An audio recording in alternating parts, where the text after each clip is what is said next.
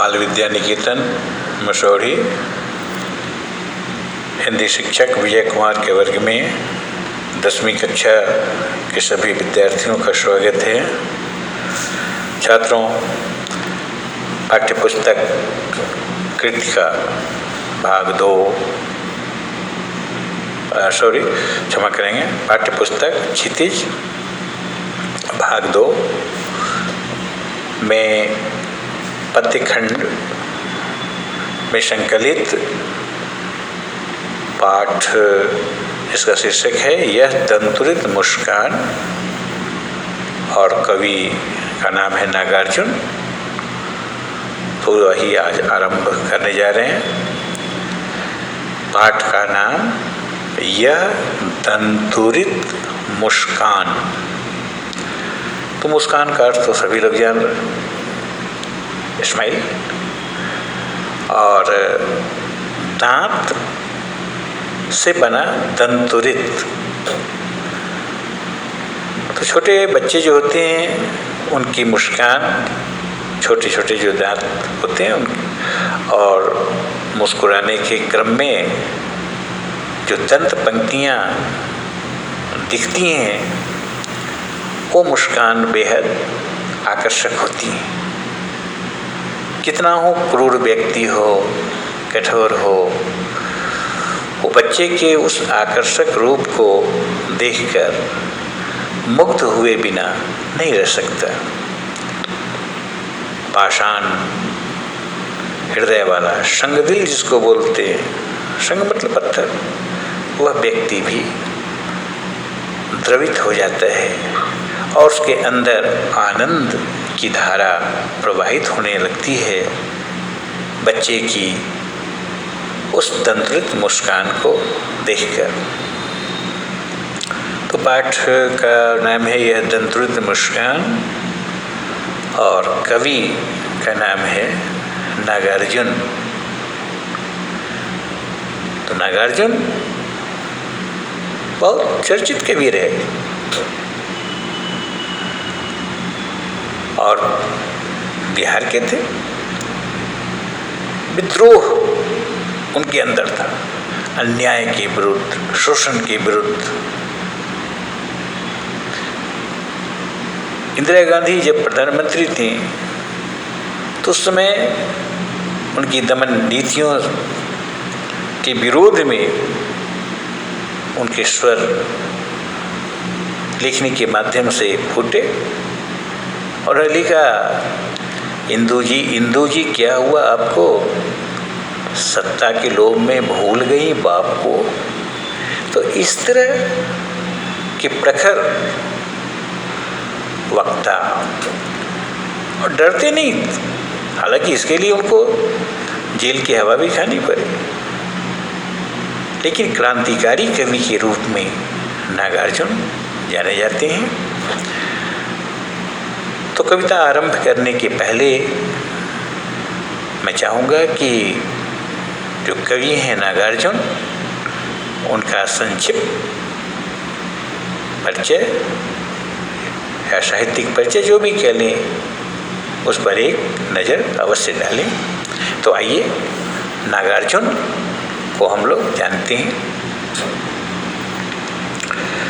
सुप्रसिद्ध जनवादी कवि नागार्जुन का अधिकांश काव्य, अधिकांश यानी मैक्सिमम, यथार्थ के ठोस धरातल पर आधारित है।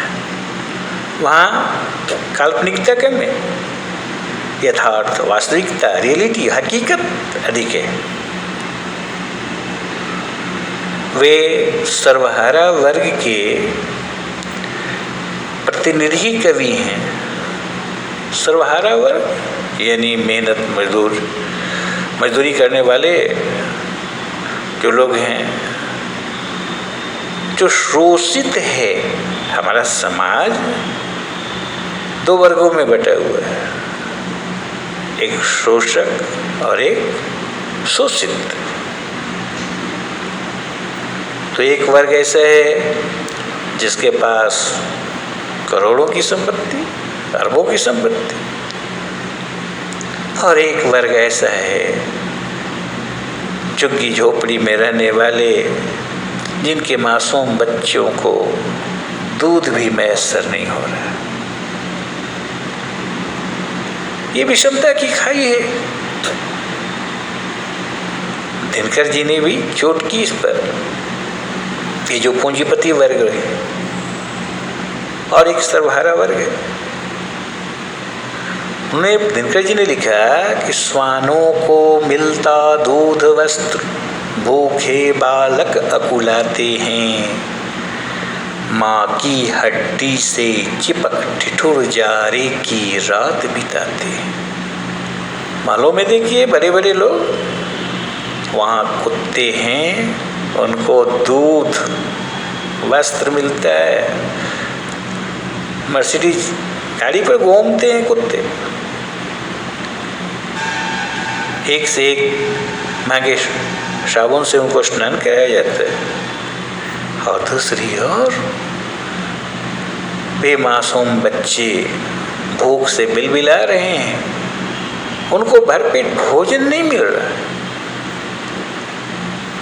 श्वानों को मिलता दूध वस्त्र, भूखे बालक अकुलाते हैं, माँ की हड्डी से चिपक ठिठुर जारे की रात बिताते हैं। अब जारे की रात है तो ये पूंजीपति वर्ग लोग जो है, बड़े लोग, उनके यहाँ तो वातानुकूलित कमरे हैं, ठंड की हिम्मत नहीं है कि वहाँ जाए। लेकिन जो गरीब लोग हैं, ठंड से कांप रहे हैं, बच्चे माँ से चिपटे हुए, जाड़े की रात किसी तरह से कट रही है। युवती की लज्जा वसन बेच जब ब्याज चुकाए जाते हैं, मालिक जब तेल फुलेलों पर पानी सा द्रव्य बहाते हैं। रुपए की बरसात होती है, बहा रहे हैं पानी की तरह। पापी महलों का अहंकार देता मुझको तब आमंत्रण। तो ये विषमता की खाई। तो यहाँ जो सर्वहारा वर्ग है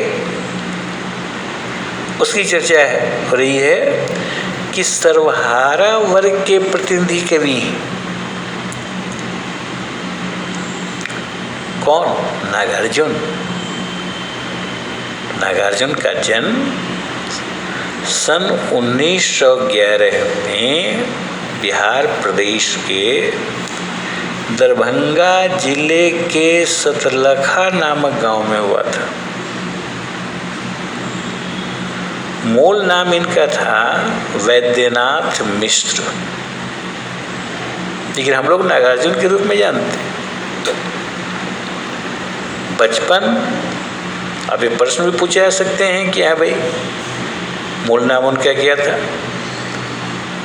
तो वैद्यनाथ मिश्र। बचपन दुखों में व्यतीत होने के कारण ही शायद उनके काव्य में पीड़ा का अधिक महत्व है। नागार्जुन की रचनाओं को पढ़ें तो उनके काव्यों में पीड़ा के दर्शन ज़्यादा होंगे, दर्द के भी व्यक्ति ज़्यादा है। तो एक कारण यह भी हो सकता है कि उनका बचपन जो था दुखों से परिपूर्ण था। उनके साहित्य से स्पष्ट झलकता है कि उन्होंने बनारस और कोलकाता से शिक्षा ग्रहण की। सन 1938 में भारत लौटकर वे स्वतंत्रता की लड़ाई में कूद पड़े, एक स्वतंत्रता सेनानी की भूमिका अदा की। वे मस्त मौला और फक्कर स्वभाव के थे, कबीर की तरह फक्कर। किसी की कोई कुछ कह दे कोई प्रभाव नहीं पड़ा, लेकिन कटु सत्य जो है उसको अवश्य कहेंगे। उन्होंने अनेक बार संपूर्ण भारत की यात्रा की। देशाटन का बहुत महत्व है जीवन में। वे अपने परिवार और मित्रों में नागा बाबा के नाम से प्रसिद्ध थे। नागा बाबा। सन 1998 में उनका देहावसान हो गया, उनकी मृत्यु हो गई। नागार्जुन की प्रमुख रचनाओं पर दृष्टि डालें तो वे रचनाएं मुख्य रूप से इस प्रकार हैं। काव्य रचना, खंड काव्य, उपन्यास, तो अलग अलग हम लोग देखते हैं।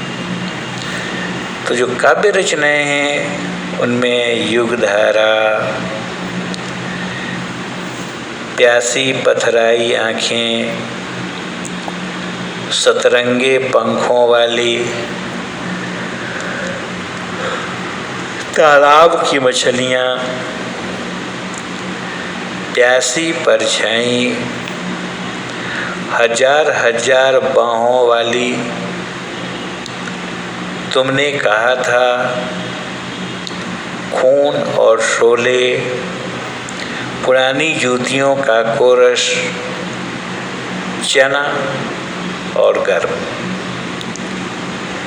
तो ये जो नाम गिनाए गए ये काव्य की पुस्तकें हैं।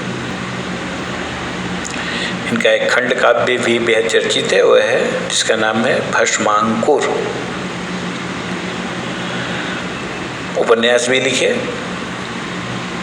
जैसे वरुण के बेटे, बलचनमा, रविनाथ की चाची, हीरक जयंती, कुंभी पाक उग्रतारा, नई पौध आदि। नागार्जुन की सभी रचनाएं नागार्जुन रचनावली के 7 भागों में प्रकाशित हैं। जितनी भी कृतियां इनकी हैं, रचनाएं हैं, वे 7 भाग में हैं।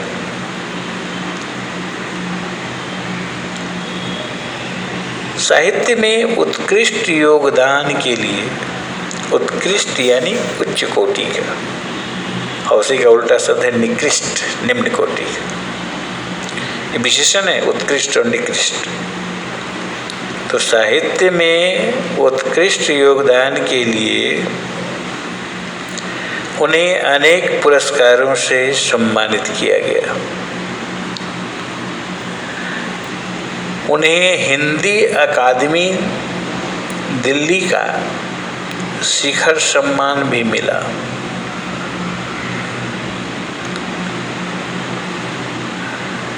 उत्तर प्रदेश का भारत भारती पुरस्कार,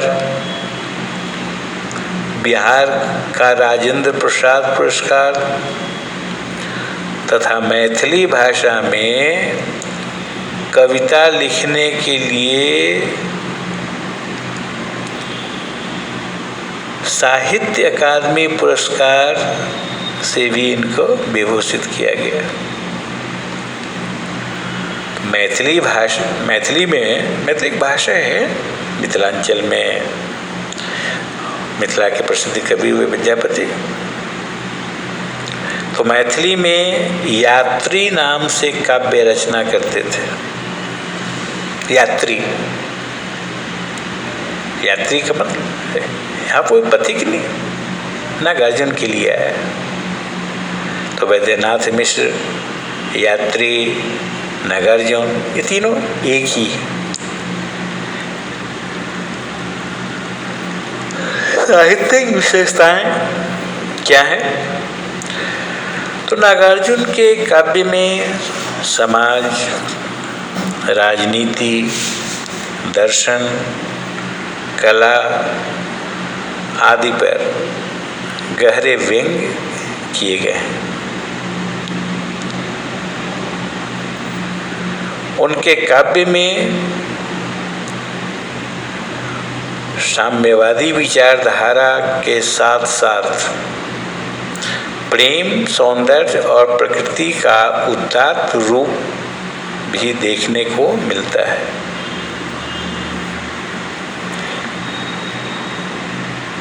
उन्हें आधुनिक कवि भी कहा जाता है। उन्होंने अपनी कविताओं में किसान मजदूर की दयनीय अवस्था का चित्रांकन किया है।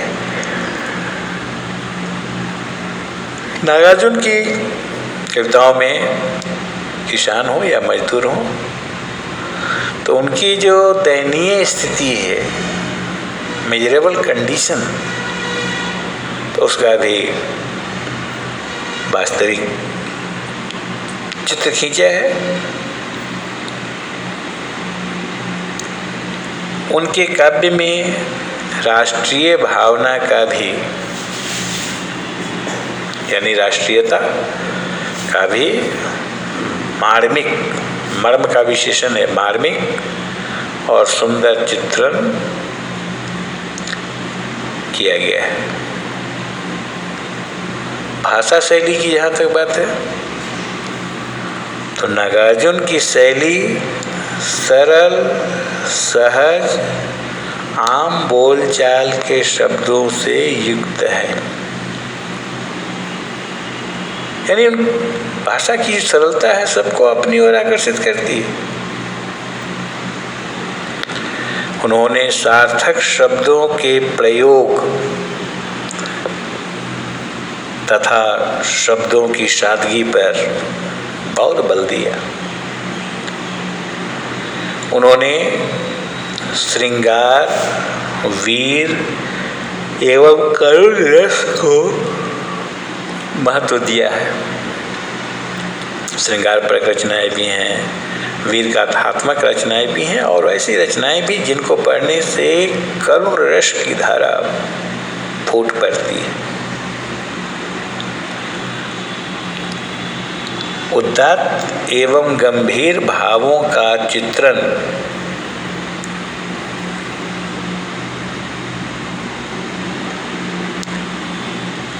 तत्सम शब्दों में करने के साथ साथ उन्होंने उर्दू, अंग्रेजी और आंचलिक शब्दों को भी उदारता से अपनाया है।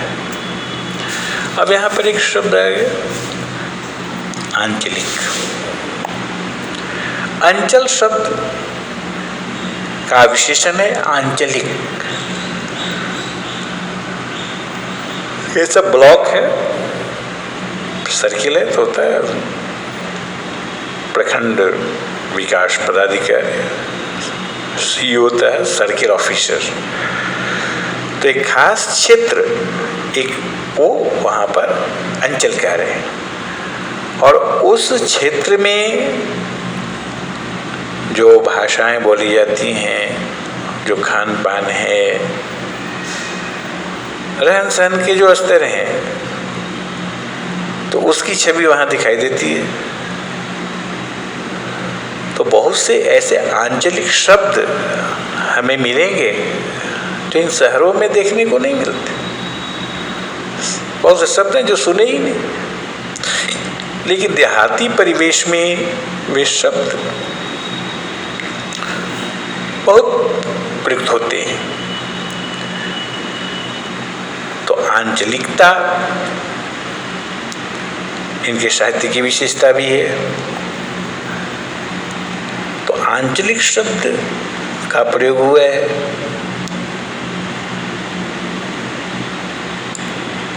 तो तत्सम शब्दों का प्रयोग किया ही है।